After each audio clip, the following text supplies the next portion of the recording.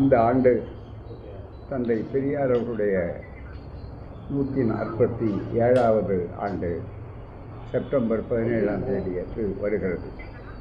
அதேபோல் திராவிட முன்னேற்றக் கழகம் தந்தை பெரியார் அவர்களிடமிருந்து அரசியல் பாதைக்கு செல்ல வேண்டும் என்ற காரணத்திற்காக தனியே அவர்கள் பிரிந்து மீண்டும் கூடிய நிலையில் 75வது ஆண்டு நடக்கக்கூடிய இந்த ஒரு சிறப்பான இந்த மாதத்தில் தந்தை பெரியார் அவர்களுடைய கருத்துக்கள் மிகுந்த எதிர்நீச்சல் அடிக்கப்பட்டும் கூட திராவிட இயக்கம் இனி இருக்காது, நீதி கட்சி குடிதோண்டி புதைக்கப்பட்டு விட்டது என்றெல்லாம் 100 ஆண்டுகளுக்கு முன்னாலே சொன்னவர்களெல்லாம் இன்றைக்கு வெட்கி தலைகுனியக்கூடிய அளவிற்கு திராவிட மாடல் ஆட்சியாக தொடர்ந்து 1937 20லிருந்து 17 ஆண்டுகள் ஆண்ட நீதி கட்சி, நடுவில் காங்கிரஸ் மற்ற அமைப்புகள் இருந்தாலும் மீண்டும் அது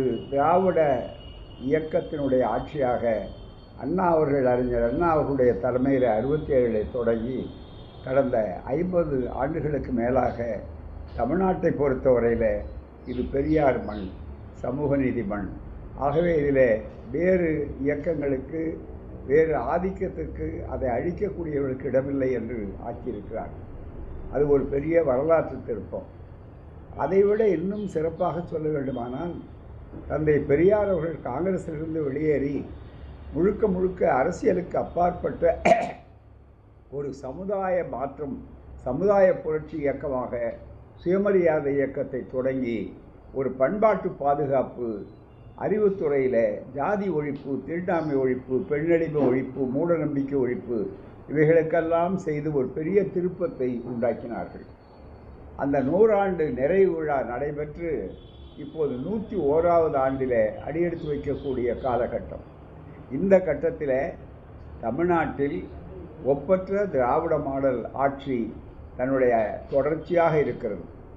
அதுவும் முதல்வர் கலைஞர் அவர்கள் 5வது முறையாக ஆட்சி நடத்தி முடித்தவுடனே இனிமேல் வருகின்ற ஆட்சி மாற்றம் ஏற்பட்டது அதனுடைய தொடர்ச்சியிலே என்பதற்காக வெற்றிடம்தான், அந்த இடத்தை யாரும் நிரப்ப முடியாது என்றெல்லாம் சொன்னார்கள். ஆனால் அதை நம்முடைய முதல்வர் ஸ்டாலின் அவர்கள் பொறுப்பேற்று வெற்றிடமல்ல தமிழ்நாடு, மற்றவர்களுக்கு கற்றுக் கொடுக்கும் கட்டிடம் என்று மிக தெளிவாக இன்றைக்கு தன்னுடைய ஆட்சியில் தெளிவாக காட்டியிருக்கிறார்கள்.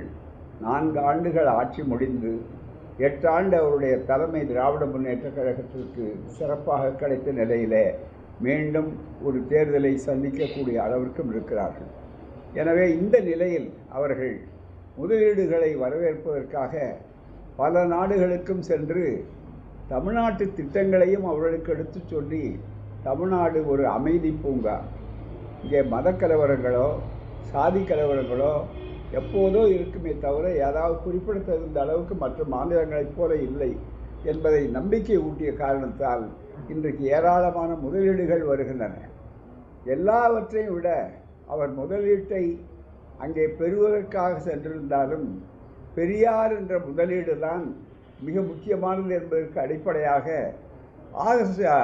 ஆக்ஸ்போர்ட் பல்கலைக்கழகத்தில் நாளைய தினம், அதாவது நம்முடைய நேர கால மாற்றம் இருக்கிறது, அங்கே தந்தை பெரியாருடைய படத்தை திறந்து வைத்து சுயமரியாதை இயக்கத்தை பற்றி கேம்பிரிட்ஜ் பல்கலைக்கழகத்தினுடைய சார்பில் வெளியிடப்பட்டிருக்கிற ஒரு புத்தகம், அதனுடைய கம்பேனியன் ஆக்ஸ்போர்ட் கேம்பிரிட்ஜ் கம்பேனியன் என்ற பெயரில் கேம்பிரிட்ஜ் ப்ரெஸ் பப்ளிகேஷன் என்ற அளவிற்கு ஆக்கப்பட்டிருக்கிறது. ஆகவே இவைகளெல்லாம் வெளியிடுகிற போது இந்த இயக்கம் ஒரு ஆழமான, அதனுடைய வேரை யாரும் கல்வி எடுக்க முடியாது. ஒரு அமித்ஷாவோ மோடியோ தமிழ்நாட்டுக்கு வந்து இங்கே எல்லாவற்றும் திமுகவை அழித்து விடுவோம், திராவிட உணர்வையே அழித்து விடுவோம், வேரோடு பிடுங்கி எறிந்து விடுவோம் என்றெல்லாம் பேசுவது அர்த்தமற்றது என்பதை காட்டுகிறார்கள். ஆனால் ஆட்சி அவர்கள் கையிலே சிக்கி இருக்கிற காரணத்தால் ஒன்றிய ஆட்சி அவர்கள் கல்வித்துறையிலும் மற்ற இடங்களிலும் முழுக்க இதை விட்டால் இனி தங்களுக்கு வாய்ப்பு கிடையாது என்று அவர்கள் நினைக்கிற காரணத்தால் ஒவ்வொரு துறையிலும் அவர்கள் தங்களுடைய ஆதிக்கத்தை ஆர்எஸ்எஸ்னுடைய விருப்பப்படி நடத்துகிறார்கள். அதற்கு ஒரு உதாரணமாக பல்கலைக்கழக கல்வி திட்டம், அத்தனையிலும் ஒரு மிகப்பெரிய அளவிற்கு ஆர்எஸ்எஸ்னுடைய திட்டத்தை அளித்திருக்கிறார். ஒரு பல இடங்கள் இந்த கல்விக் கொள்கை, தேசிய கல்விக் கொள்கை என்பதே முழுக்க முழுக்க மதவெறியை, மிக முக்கியமாக மூட நம்பிக்கையை, சமூக நீதிக்கு விரோதமான கருத்தை செய்வது என்பதை எடுத்து சொல்லி மத யானை புகுக்கிறது, அதை ஏற்றுக்கொள்ள மாட்டோம் என்று தமிழ்நாடு அரசு தெளிவாக பள்ளி கல்வித்துறையிலும் சரி, கல்லூரி கல்வித்துறையிலும் பல்கலைக்கழகத் துறையிலும் எடுத்திருக்கிறார்கள்.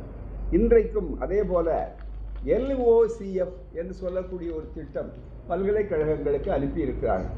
அதில் முழுக்க முழுக்க அவருடைய எண்ணம் என்னவென்றால், ஆர்எஸ்எஸ்னுடைய திட்டப்படி பழைய பஞ்சாங்கங்களை, புராணங்களை எல்லாம் வரலாறாக ஆக்கி காட்ட வேண்டும் என்று சொல்லி, இதுதான் கலாச்சாரம், இதுதான், இதையெல்லாம் படிக்க வேண்டும், சோதிடத்தை கற்க வேண்டும், எல்லாவற்றிலும் புராணங்கள்லாம் அறிவியல் தான் என்றெல்லாம் சொல்லக்கூடிய அளவிற்கு அதை இளைஞர் உலகம் புரிந்து கொண்டு இருக்கிறது.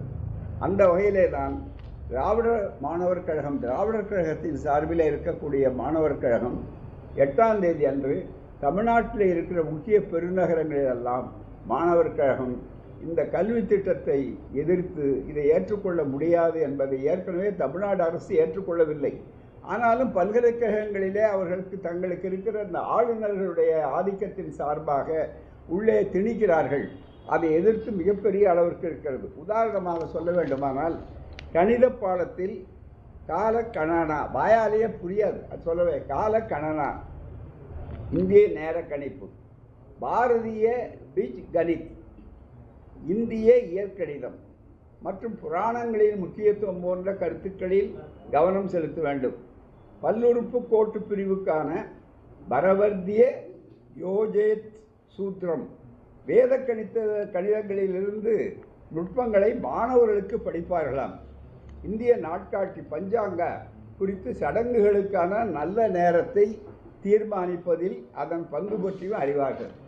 எனவே பல்கலைக்கழகத்தினுடைய படிப்பு செயற்கை நுண்ணறிவு காலத்தில் நாம் வாழுகிறோம். ஆர்டிஃபிஷியல் இன்டெலிஜென்ஸ் அதை முன்னேற்றத்துக்கு பயன்படுத்தக்கூடிய நேரத்தில் ஒரு பக்கத்தில் அறிவியல் வளர்ந்து கொண்டிருக்கிற போகிற பார்வையில் இன்றைக்கு இது போன்ற புராண கருத்துகள் நல்ல நேரத்தை நாங்கள் பல இடங்களிலிருந்து கண்டுபிடிக்கிறோம் என்றெல்லாம் சொல்லுவது போன்ற மூட நம்பிக்கைகளை எதிர்த்து மிகப்பெரிய ஒரு போராட்டத்தை உருவாக்க வேண்டும் என்ற அளவில் முதல் திராவிட மாணவர் கழகத்தின் சார்பில் ஏற்கனவே ஒத்த கருத்துள்ள இடதுசாரி மாணவர் அமைப்புகளும் இதில் இறங்கி இருக்கின்றன. அதே போல் பெற்றோர்கள் இதை பாதுகாக்க வேண்டும். பெற்றோர்கள், ஆசிரியர்கள், அதே போல் தமிழ்நாடு அரசை பொறுத்தவரையில் அவர்கள் இந்த கொள்கையை ஏற்றுக்கொள்ளவில்லை. பல்கலைக்கழகங்களில் சில நேரங்களில் இந்த தலையீடுகள் இருக்கின்றன. பல்கலைக்கழகங்களில் இப்படிப்பட்ட தலையீடு இருப்பதே கூடாது. சாதாரணமாக பல்கலைக்கழகம் என்றால் அதற்கு பாடத்திட்டங்கள் தனியே அமைக்கின்ற அகாடமிக் கவுன்சில் இருக்கிறது, செனட் இருக்கிறது, சிண்டிகேட் அல்லது போர்ட் ஆஃப் மேனேஜ்மெண்ட் இருக்கிறது. அவர்கள்தான் அதை முடிவு பண்ண வேண்டும். வெளியிலிருந்து ஒவ்வொரு பல்கலைக்கழகமும் அவரவர்களுக்கேற்ற பாடத்திட்டங்களை வைத்துக் கொள்ளலாம். அது அறவே எல்லாவற்றையும் எடுத்துவிட்டு இந்தியா முழுவதற்கும் நாங்கள் தான் ராஜா, ஆகவே எல்லாம் இதைத்தான் செய்ய வேண்டும் என்று சொல்வது இருக்கிறத, இது ஒரு பாசிச போக்கே தவிர ஜனநாயகமும் கிடையாது, அரசியல் சட்டத்துக்கு விரோதம். ஆகவே தான் இதை எதிர்த்து பிரச்சாரத்தை செய்வோம். சுயமரியாதை இயக்க நூற்றாண்டு 101வது ஆண்டில் இது போன்ற பாடத்திட்டங்களை எதிர்த்து சொல்வோம்.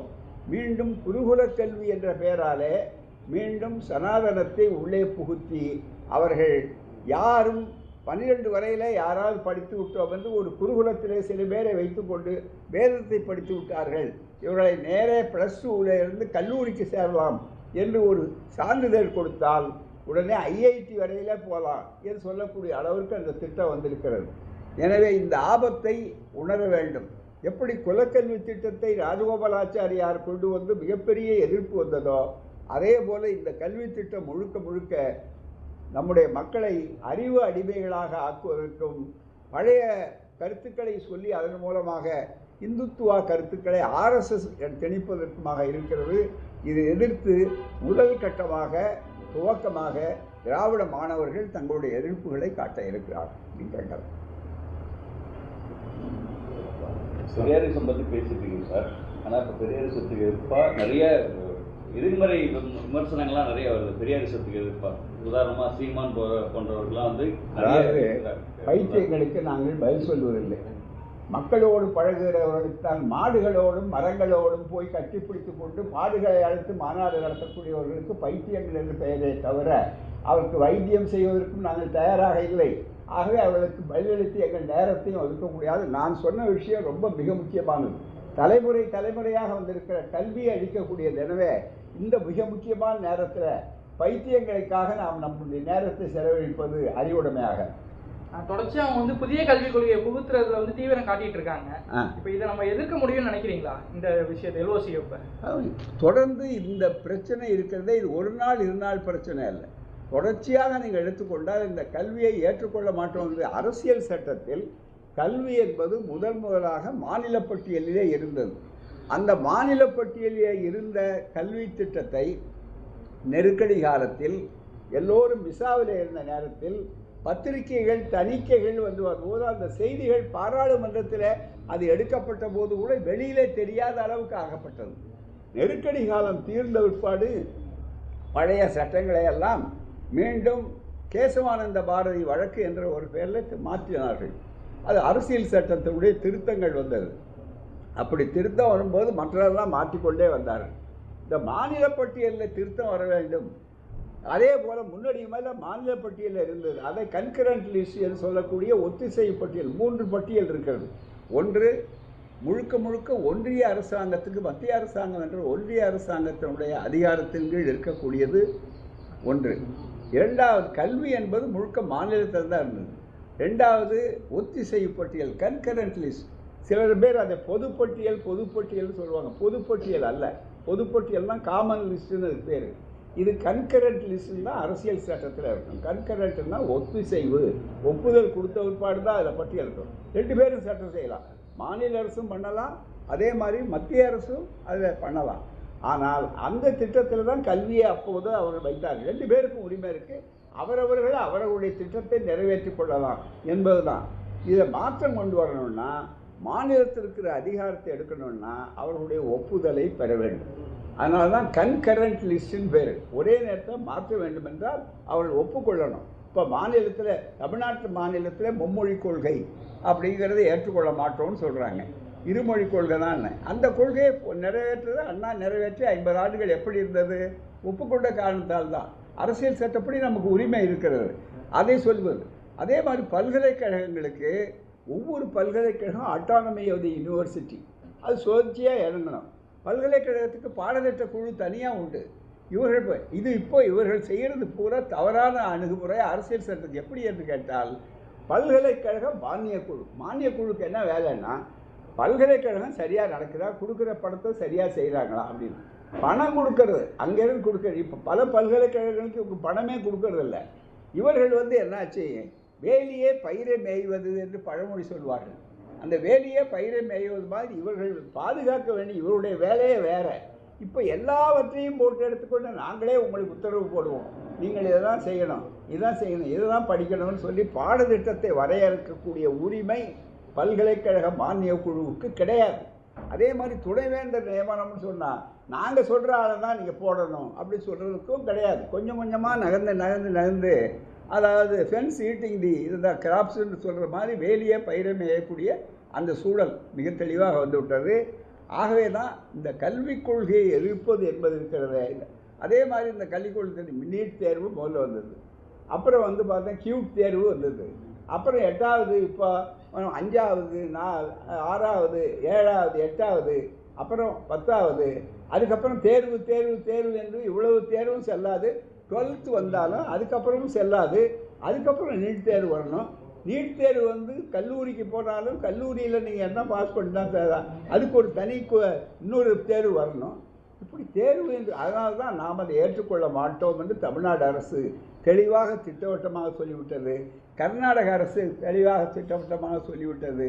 இப்படி பல மாநிலங்கள் தங்களுடைய கருத்துக்களை வலியுறுத்தி கொண்டிருக்கிறார்கள்.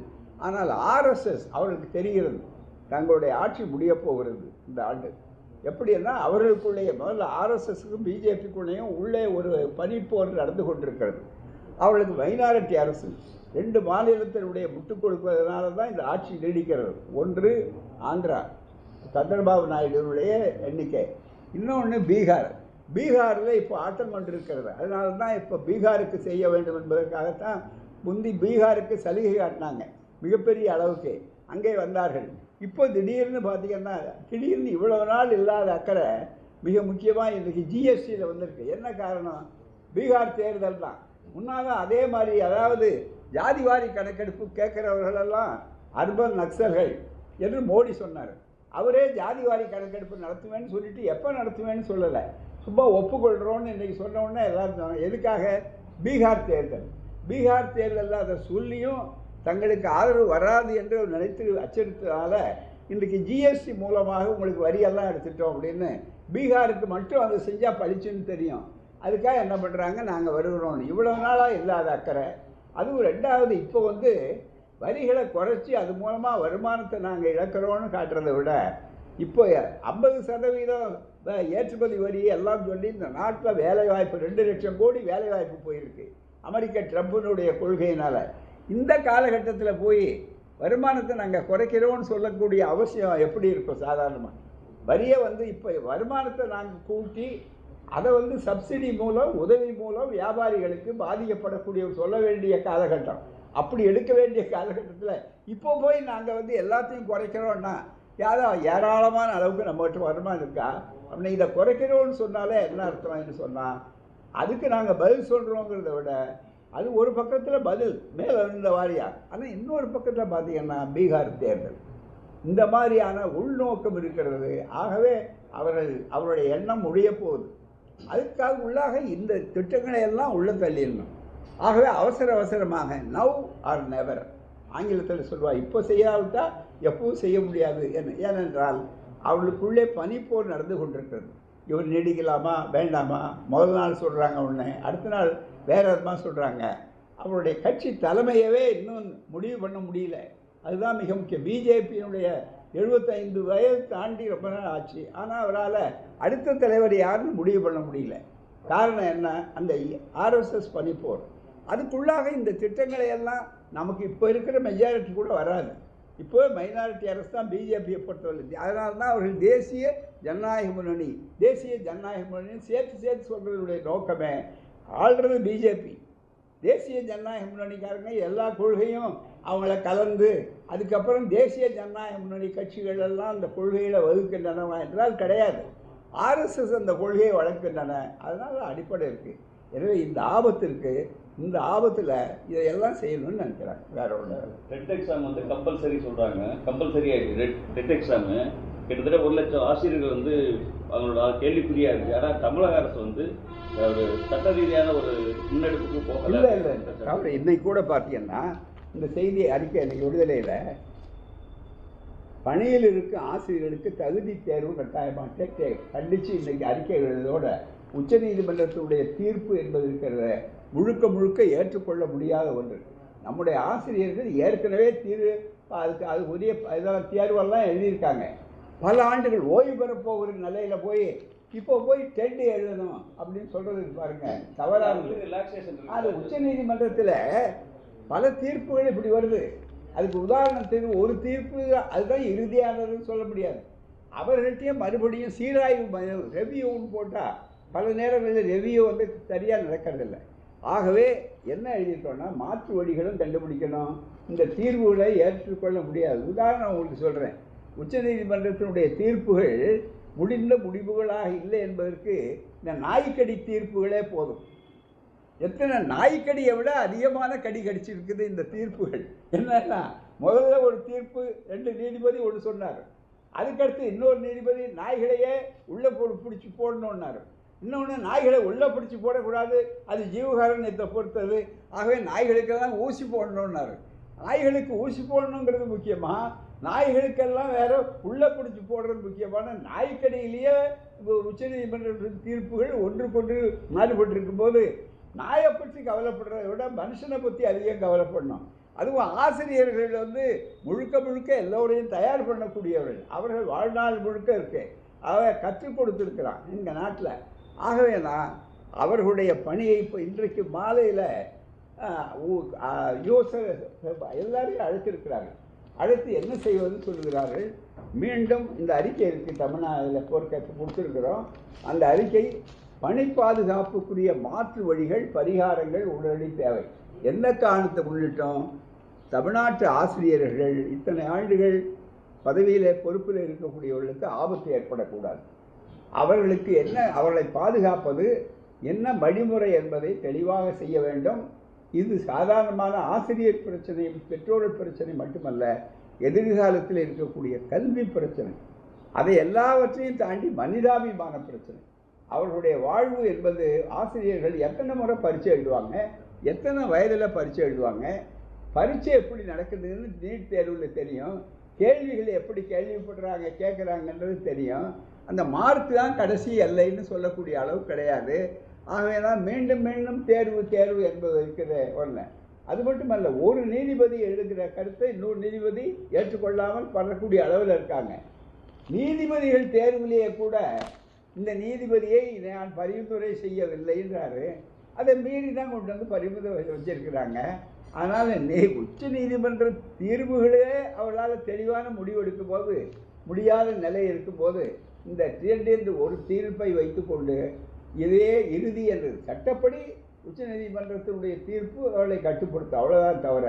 ஆனால் ஜனநாயகத்தில் மனிதாபிமானத்தோடு பார்க்கும்போது அந்த தீர்வுகளை தாண்டி மக்கள் மன்றத்தினுடைய இறுதி எண்ணம் என்று ஆக்க வேண்டும். பல தீர்மானங்களை திருத்தமே அதுதான்.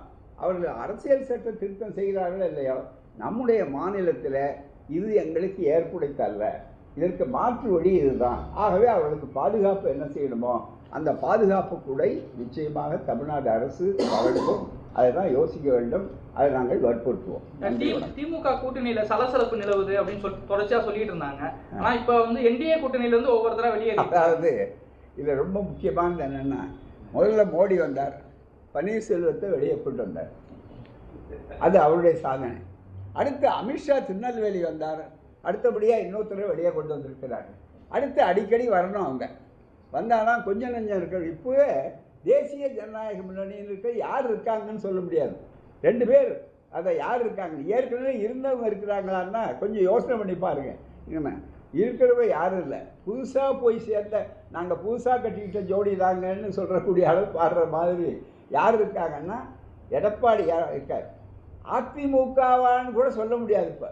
ஏன்னா அதிமுகவில் எத்தனை எழுத்து இருக்கோ அத்தனை பிரிவு இருக்குது. இப்போ அந்த பிரிவெல்லாம் தனியாக போகிறேங்கிறதுக்கு இன்றைக்கி போகிறேன் நாளைக்கு சொல்கிறேன் உங்களை மாதிரி கேள்வி கேட்டால் நான் இத்தனாம் தேதி வச்சுருக்கேங்கிறாரு.